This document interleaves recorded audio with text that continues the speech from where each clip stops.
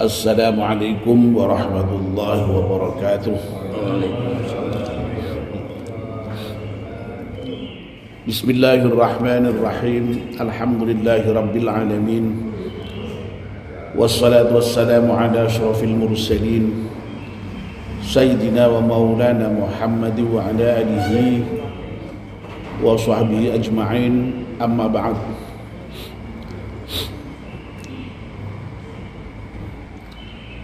Ibu-ibu, bapak-bapak dan saudara sekalian, jamaah salat subuh yang dimuliakan Allah Subhanahu wa taala. Alhamdulillah, kita panjatkan syukur kepada Allah Subhanahu wa taala yang pada pagi hari ini masih berkenan melimpahkan rahmat dan nikmatnya kepada kita sekalian, sehingga kita bisa hadir di masjid salat subuh berjamaah, dan sekarang masih bisa melanjutkan dengan melakukan kajian ba'da subuh. Kita senantiasa mohon kepada Allah Subhanahu wa taala semoga seluruh rangkaian ibadah kita, terutama ibadah di pagi hari, terima oleh Allah Subhanahu wa taala. Amin ya rabbal alamin. Mari kita mulai kajian kita dengan berdoa bersama-sama. Bismillahirrahmanirrahim. Asyhadu an la ilaha illallah wa asyhadu anna Muhammadar Rasulullah. Raditu billahi rabba wa bil islami dina wa bi Muhammadin nabiyya wa rasulah. Rabbi zidni ilman nafi'a warzuqni fahman wa hukma wa alhiqni bis salihin. Amin. Mohon bacaan surat Al-Fatihah sekali untuk pengarang kitab Nasahul Ibad. Semoga kitab yang kita baca ini bermanfaat untuk kita semuanya. Ala diniyah Al-Fatihah. A'udzu billahi minasyaitonir rajim. Bismillahirrahmanirrahim. Alhamdulillahi rabbil alamin. Ar-Rahmanir Rahim. Maliki yaumiddin. Iyyaka na'budu wa iyyaka nasta'in. Ihdinas siratal mustaqim. Siratal ladzina an'amta 'alaihim ghairil maghdubi 'alaihim waladdallin. Amin. Bapak dan ibu-ibu, kita masih melanjutkan kajian kita kitab Nasahul Ibad. Yang terakhir kemarin kita sudah membicarakan makalah yang ke-12 bab rubai sampai dengan poin yang kedua ya. Pagi ini kita akan membahas makalah yang sama, poin yang ketiga. Saya ingatkan kembali bahwa makalah ke-12 ini merupakan wahyu yang diberikan oleh Allah kepada salah seorang nabi dari nabi-nabi Bani Israel yang menyatakan bahwa somtuka anil batil li saumun, diammu dari hal-hal yang batil untukku itu pahalanya seperti pahala puasa. Wa hifdzukal jawariha 'anil maharimi li salatun, menjagamu terhadap anggota badan dari hal yang diharamkan untukku itu pahalanya seperti pahala sholat. Wa yasuka anil khalqi li sadaqatun, dan putusnya harapanmu dari makhluk li untukku itu pahalanya seperti sedekah.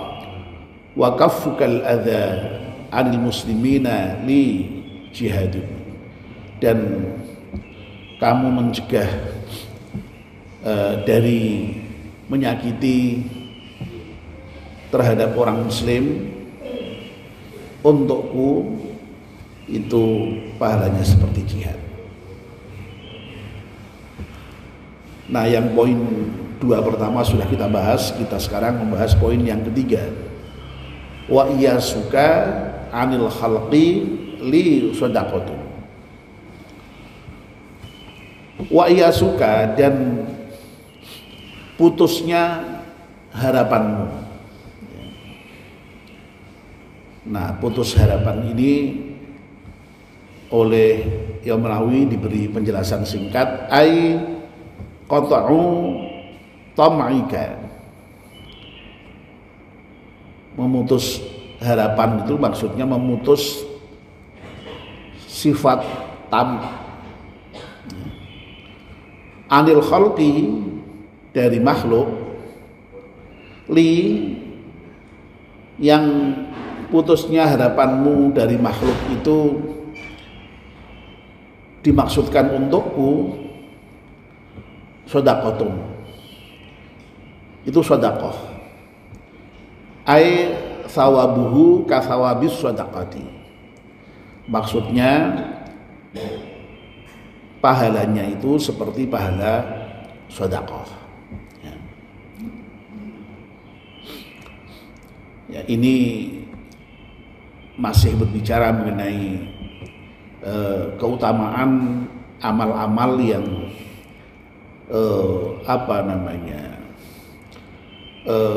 nilai pahalanya itu sama dengan amal-amal yang istimewa ya, sama dengan pahala puasa, sama dengan pahala sholat, sama dengan pahala sedekah, dan yang terakhir nanti sama dengan pahala jihad.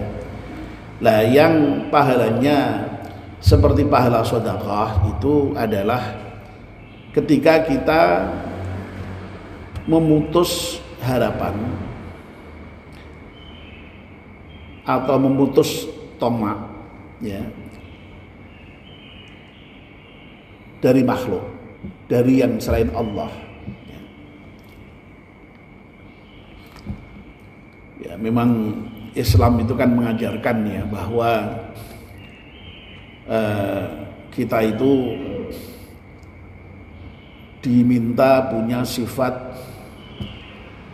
berharap, sifat yang optimistik ya terhadap hal yang terkait dengan apa saja yang menyangkut kebutuhan kita ya. Tetapi harapan itu, atau dalam bahasa Arabnya itu roja ya. Roja itu ya semata-mata kepada Allah itu ya. Ya, jadi ya itulah tauhid kan seperti itu sebenarnya ya. Jadi berharap itu, roja itu ya hanya kepada Allah, karena Allah yang memang maha layak untuk bisa diharap ya, segala halnya ya. Dan kita ini memang jangan sampai menggantungkan harapan itu pada makhluk ya. Wong makhluk sendiri itu lemah ya. Makhluk sendiri itu ya masih berharap kepada Allah, karena Allah lah yang maha kuat, yang layak untuk digantungi harapan. Loh, kok kita itu berharapnya kepada manusia ya. Nah, itu dalam akidah Islam itu tidak boleh ya. Ya. Tetapi tentu saja bukan berarti lalu kemudian kita tidak boleh berharap sama sekali dengan manusia. Ya boleh, tapi berharapnya kepada manusia itu selalu dalam kerangka berharap kepada Allah. Nah, ini yang harus diberi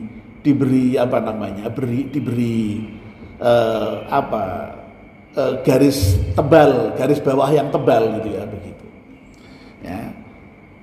Jangan sampai kemudian lalu kita itu menggantungkan harapan kepada makhluk lalu lupa berharap kepada Allah. Seakan-akan yang kemudian bisa memberikan pertolongan itu justru makhluk itu yang selain Allah itu, padahal ya yang boleh diharap itu hanya Allah Subhanahu wa taala. Ya. Roja itu berharap. Ya. Ya, karena memang Allah yang menjadi tempat kita bergantung. Ya. Ya. Ya, termasuk tempat kita mohon pertolongan kan. Ya.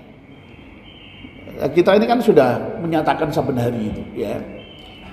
Iyyaka na'budu wa iyyaka nasta'in. Hanya kepadamulah wahai Tuhan kami menyembah dan kepadamulah kami memohon pertolongan. Ya. Jadi mohon pertolongan itu juga hanya kepada Allah. Ya. Jangan kita kemudian mohon pertolongan kepada yang selain Allah. Lah di sini maksudnya juga sama dengan tadi itu. Ya, roja itu bukan berarti lalu kemudian tidak boleh minta tolong kepada orang lain sama sekali itu ya.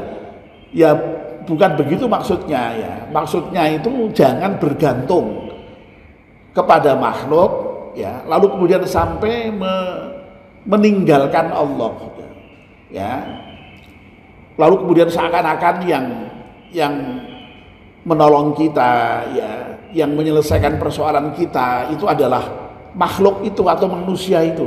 Kita lupa bahwa itu semua yang sesungguhnya memberikan pertolongan, yang memenuhi harapan-harapan kita itu adalah Allah Subhanahu wa ta'ala. Ya. Nah ini memang harus hati-hati ya, terkait dengan persoalan bagaimana kita bergantung kepada Allah, bagaimana kita berharap kepada Allah itu ya. Jadi jangan sampai kita itu lalu kemudian lupa ada Allah itu loh ya, itu ya. Ya. Menghadapi persoalan sedikit itu lalu kemudian sudah bingung ya, seakan-akan Allah tidak ada, sehingga waduh ini nanti siapa yang bisa berikan pertolongan ya, kayaknya susah ini, kayaknya kemudian lalu dunia menjadi gelap itu ya, lalu kemudian sampai misalnya saking gelapnya nggak bisa mikir itu, kemudian kan ada orang yang sampai kemudian ya tadi itu ya, kemudian lupa Allah itu loh ya, lupa Allah tadi itu ya. Dan orang bisa jadi kalau seperti itu yang kemudian lupa bahwa Allah itu bisa diharapkan pertolongannya itu, lalu gelap mata. Ada loh yang sampai kemudian ketika menghadapi persoalan itu kemudian sampai kemudian mengambil jalan pintas lalu sampai bunuh diri, itu kan orang yang sudah tidak punya harapan kepada Allah itu ya. Jadi berharapnya kepada makhluk ya, makhluk sudah nggak bisa diharap, lalu kemudian ya tadi itu sudah tidak punya harapan karena harapannya kepada makhluk, lalu Allah lupa sampai kemudian tadi itu ya, mengambil jalan pintas sampai bunuh diri itu. Bunuh diri itu kan sebenarnya putus harapan. Putus harapannya dari Allah itu sebenarnya itu. Lah yang diminta Allah itu putus harapan itu jangan kepada Allah, putus harapan kepada manusia. Jangan menggantungkan pada manusia. Ya, kalau kita bergantung pada manusia, kecewa, ya, bisa kecewa. Ya.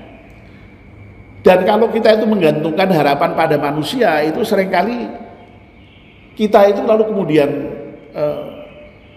bisa jadi direwangi, kemudian lalu delosor kepada manusia yang kita gantungi harapannya itu, kan begitu ya.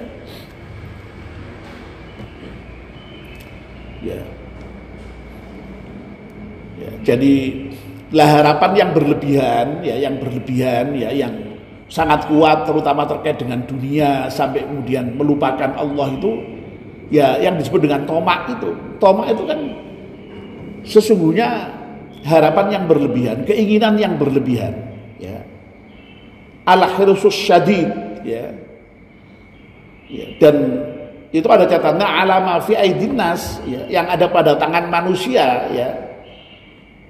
Lalu kemudian ada catatan lain wa adamul qanaah bima qasaballah. Lalu kemudian tadi itu meniadakan meniadakan apa yang sudah Allah berikan kepada dia itu, ditiadakan. Seakan-akan semua hal itu yang bisa bantu itu malah justru manusia yang lain, itu bukan Allah Subhanahu wa taala. Nah, itulah yang harus diputus ya, sifat berharap kepada yang selain Allah, ya tomak kepada yang selain Allah itu harus diputus ya. Nah, kita lalu kemudian kembalikan semua kepada Allah ya, kita gantungkan semua kepada Allah ya. Ya coba misalnya dalam surat tadi ya, dalam Al-Fatihah itu iyyaka na'budu wa iyyaka nasta'in. Hanya kepada Allah kita itu boleh beribadah dan hanya kepada Allah kita boleh meminta tolong itu. Ya, tapi sekali lagi jangan dimaknai lalu kemudian tidak boleh minta tolong sama sekali. Misalnya dalam hal-hal yang kecil-kecil apa itu ya tidak begitu maksudnya ya, bukan begitu. Loh, kalau persoalan tolong menolong itu malah Allah sendiri yang mengajarkan kok ya, silahkan kamu tolong menolong ya. Tapi sekali lagi tolong menolong di antara manusia itu harus diletakkan di dalam kerangka itu dalam kerangka pertolongan Allah, itu yang harus dipahami ya.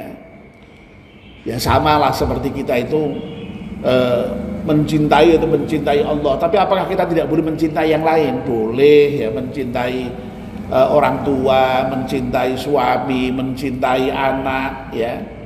Tapi cinta kita kepada yang selain Allah itu jangan sampai melebihi cinta kita kepada Allah ya. Dan cinta kita kepada yang lain itu harus di dalam kerangka cinta kita kepada Allah lah, begitu memaknainya. Nah, ya, memaknainya seperti itu. Sehingga sekali lagi ya, orang itu kalau sudah betul-betul hanya berharap kepada Allah itu, tidak kepada makhluk itu, insya Allah jiwanya merdeka karena tidak bergantung pada orang lain ya. Tapi kalau orang itu bergantungnya pada orang, wah itu ya, itu biasanya lalu kemudian diikuti dengan sikap lain, yaitu sampai rela menghinakan diri di hadapan orang yang digantungi itu ya. Ya, coba misalnya ada kasus orang yang beranggapan bahwa dia itu seakan-akan tidak ada yang menolong ya, kecuali orang lain ya. Tapi yang menolong itu sekali lagi person ya, orang ya. Ya bisa dipastikan kemudian orang yang bergantung pada orang yang menolong tadi itu ya, yang digantungi harapan tadi itu kemudian lalu biasanya ya rela itu kemudian menghambakan diri kepada orang itu ya. Tapi kalau orang tidak bergantung pada orang lain, tidak bergantung pada makhluk itu, batinnya merdeka itu ya, karena dia hanya semata-mata bergantung pada Allah. Lah adapun kita bergantung kepada Allah itu Pak sudah semestinya toh ya, sudah semestinya. Wong Allah itu Tuhan kita dan kita hambanya ya. Makanya dalam surat yang pendek, surat Ikhlas itu Allahus Somad ya. Allah itu tempat bergantung ya. Karena Allah itu yang maha kuat, maha kuasa, maha segalanya ya. Nah kita ini kok kemudian lalu bergantungnya pada orang, waduh ya kecewa pasti nanti itu ya, kecewa ya. Wong karena yang digantung itu juga masih bergantung kepada Allah yang maha kuat ya. Nah ini yang dimaksud orang kalau bisa memutus harapan kepada makhluk ya, lebih-lebih kalau itu dipahami sebagai memutus tamak ya, wah itu oleh Allah dianggap sebagai ya sudah melakukan ibadahnya itu ibadah yang sifatnya spiritual, batiniah ya. Nah itu oleh Allah sampai dinilai kemudian pahalanya itu sebanding dengan pahala sedekah ya, pahala sedekah ya. Nah memang sekali lagi ya itulah kadang-kadang memang yang namanya manusia itu ya bahkan tidak hanya kadang-kadang, seringkali sifat tamak itu memang kayaknya apa namanya ya kadang-kadang susah itu menghilangkan itu ya, menghilangkan sifat tamak itu susah. Berharap kepada orang, berharap kepada pemberian orang itu tuh apa namanya, itu ya kadang-kadang menyelinap di dalam diri kita itu ya. Tapi sekali lagi bukan berarti tidak boleh berharap, boleh, tapi berharapnya itu jangan hanya kepada orangnya itu, tapi kepada Allah itu. Ya, orang itu bisa jadi memang hanya merupakan semacam apa ya wasilah, ya perantara, ya bahwa berharapnya kepada Allah itu lewat orang itu misalnya. Begitu harus memahaminya seperti itu. Ya. Ini yang harus ditata di dalam apa namanya hati kita itu. Ya. Jangan berharap kepada orangnya itu. Ya. Nah, harapannya tetap kepada Allah Subhanahu Wa Taala.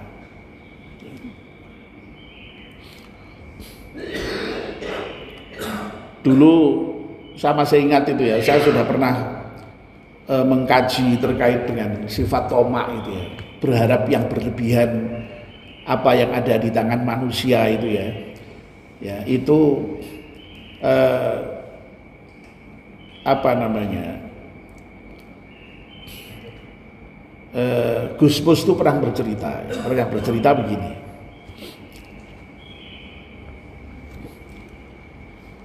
Mbah Bisri itu apa namanya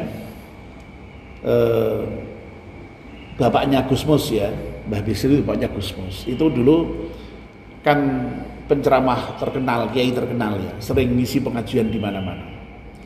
Nah kalau ngisi pengajian itu kan apa namanya mesti ngajak ada santrinya ya yang mengikuti itulah ya begitu, yang awal begitu ya begitu. Nah suatu ketika Kiai Bisri ngajak itu santrinya itu sebelum sampai ke pengajian itu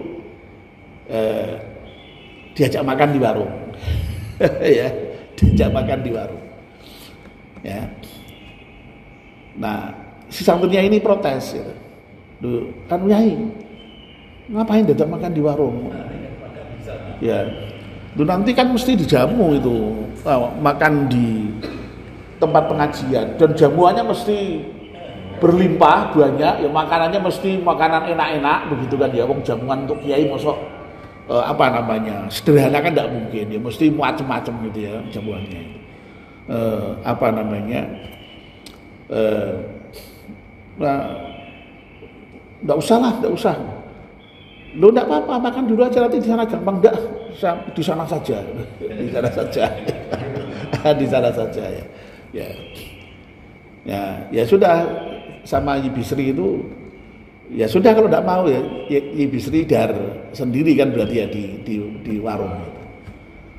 Nah sampai di sana apa namanya ternyata ya sebenarnya emang diaturi langsung dahar dulu sebenarnya itu. Tapi Kiai Bisri katanya sengaja memang itu. Sengaja ndak apa namanya ndak mau dahar dulu. Saya sudah makan baru saya makan gitu ya. Gitu ya. Ya sudah saya ngaji dulu kan ya. Ngaji dulu kan kalau di desa itu ngaji kan sampai jam 12 malam itu ya. Wah ya si yang santrinya tadi kan akhirnya kan yang gerundel itu. Waduh lah. Belum makan kok malah makannya itu ditunda kok bar ngaji. Wah wis keroncongan tak karu-karuan ya. Kiai Bisri tahu rasakno gitu, sengaja memang tak ajari kamu supaya jangan tomak kamu dia. Jadi coba seperti itu aja itu sudah dianggap sebagai sifat tamak itu. Berharap yang belum di tangan tapi diharapkan betul itu ya. Jangan seperti itu ya. Ya. Ya, makanya saya itu belajar dari kisah-kisah seperti itu. Misalnya saya itu kalau mau ada acara apapun itu ya di rumah itu lebih baik makan dulu Ya, tapi makannya jangan banyak-banyak. Ya, makannya itu ya sedikit saja. Maksudnya apa? Nanti kalau di sana langsung ada jamuan, ada makan ya, alhamdulillah isih iso apa namanya muat ya begitu. Tapi nak misalnya kok ora kuwi yo alhamdulillah isih kuat gitu. Wis sithik wis mangan. Nah, kira-kira begitu. Ya. Ya. Kiai Marzuki Mustamar itu juga pernah cerita terkait dengan bagaimana mendidik orang supaya tidak tamak itu. Itu sampai begini ya. Beliau cerita simbah putrinya. Ya, simbah putrinya itu di kampung itu, di desa itu ya. Kalau ada orang punya gawe di desa, ya, itu sengaja itu, mbahnya itu, rumah itu pintu dikunci, ya. Cucu-cucunya tidak boleh keluar. Ya. Sebab apa? Ya, itu memang kemudian menjadi kebiasaan ya, atau harapan anak-anak itu ya, mesti kepengen ini ya, engkau cedak-cedak ya, apa meneh kok ngerti nak kuwi anake tokoh, anake kiai kan mesti ya diundang ya, kemudian diparingi apa itu. Nah itu dijaga itu. Ya. Nah, ketika mendengar cerita seperti itu saya teringat dulu ketika saya kecil gitu. Ya. Ketika saya kecil itu persis seperti yang diceritakan oleh Kiai Marzuki Mustamar itu. Ya. Jadi simbah saya itu ya. Saya itu kan sejak kecil ibu saya sudah tidak ada ya, jadi saya diasuh simbah saya itu. Simbah saya itu kalau ada orang digawe kan mesti rewang, misalnya yang bisa dia rewang. Lah kita itu waktu kecil tuh ya ya glibet itu kan pura-puranya ya datang nemui itu kan.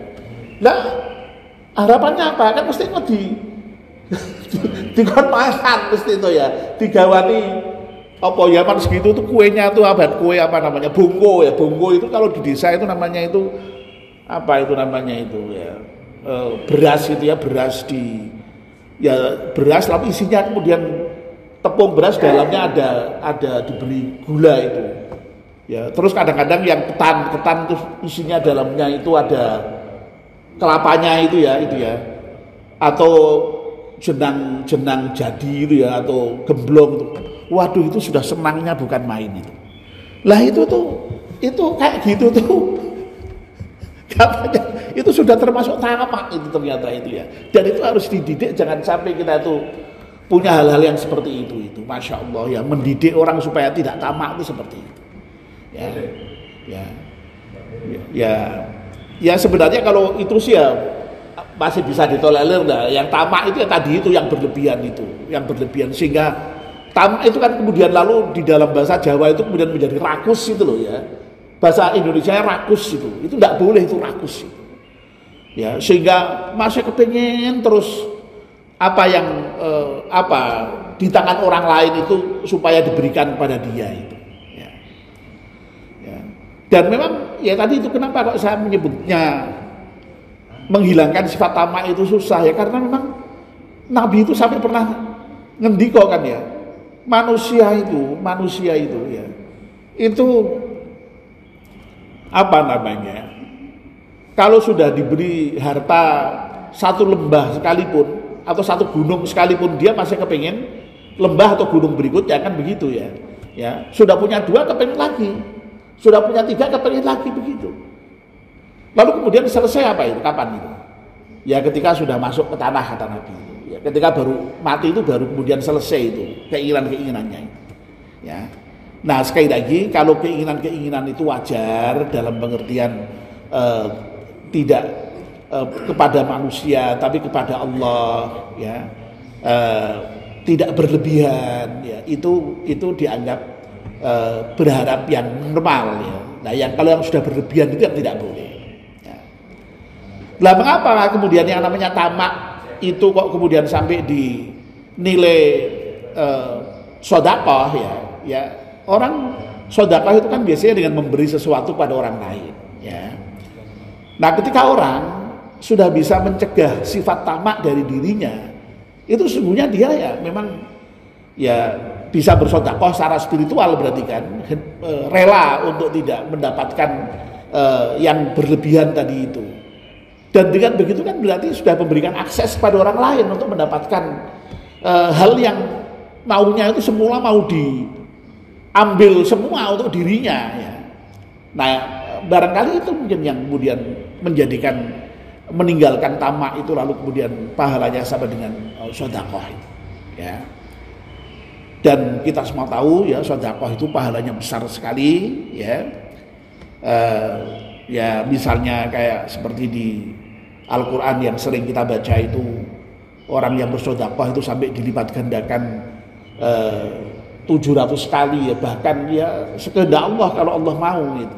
Itu kan menunjukkan pahala sedekah itu besar sekali ya.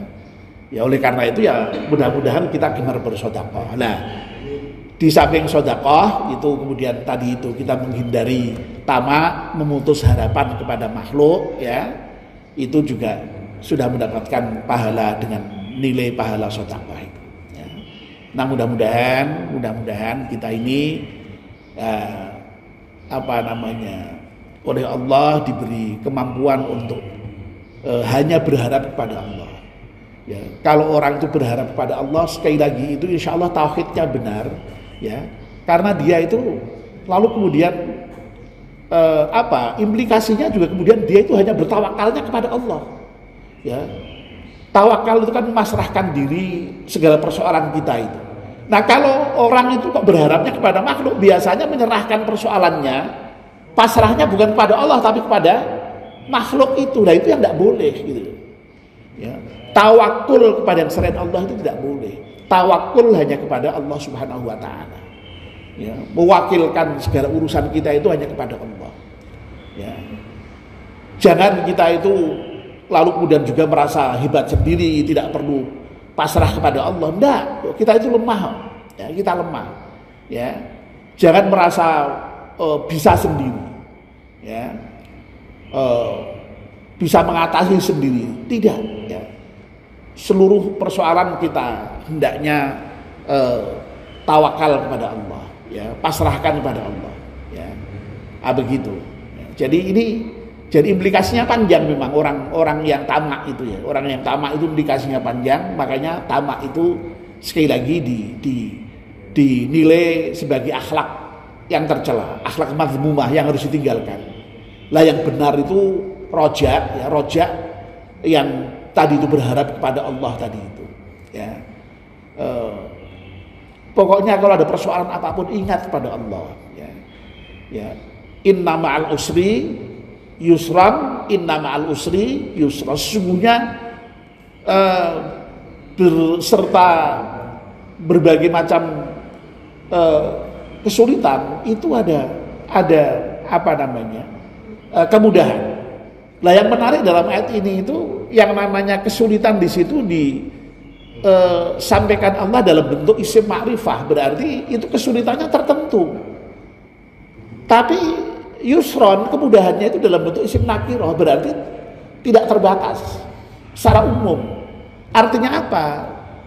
Jadi untuk kesulitan tertentu itu terbuka kemungkinan kemudahan-kemudahan yang sangat banyak sebenarnya. Sehingga makanya oleh karena itu ya jangan pesimistik, makanya harus optimistik terhadap seluruh persoalan yang kita hadapi. Ada Allah ya, dan Allah sendiri kemudian berjanji ya, wa may tawakkal 'ala Allah fahuwa hasbuh. Kalau orang itu betul-betul bertawakal kepada Allah, maka Allah akan mencukupinya ya. Wa may yattaqillaha yaj'al lahu roja wa yarzuqhu min haitsu la yahtasib. Barang siapa yang bertakwa kepada Allah, ya, Allah akan memberikan jalan keluar terhadap persoalan apapun yang kita hadapi, ya, dan Allah akan memberikan rezeki dari arah yang tidak disangka-sangka. Nah, kuncinya ternyata ya itu takwa, kuncinya itu tawakal kepada Allah. Jangan bergantung kepada makhluk tadi itu, ya. Nah, mudah-mudahan kita semua oleh Allah diberi akhlak yang mulia ya, dalam hal berhubungan dengan Allah itu bisa bertawakal kepadanya, bisa bertakwa kepadanya, bisa rojak kepadanya, ya, dan terhindar dari berharap kepada makhluk atau bergantung kepada makhluk itu, ya. Amin ya rabbal alamin. Mari kita akhiri kajian pagi ini dengan berdoa bersama-sama. Bismillahirrahmanirrahim.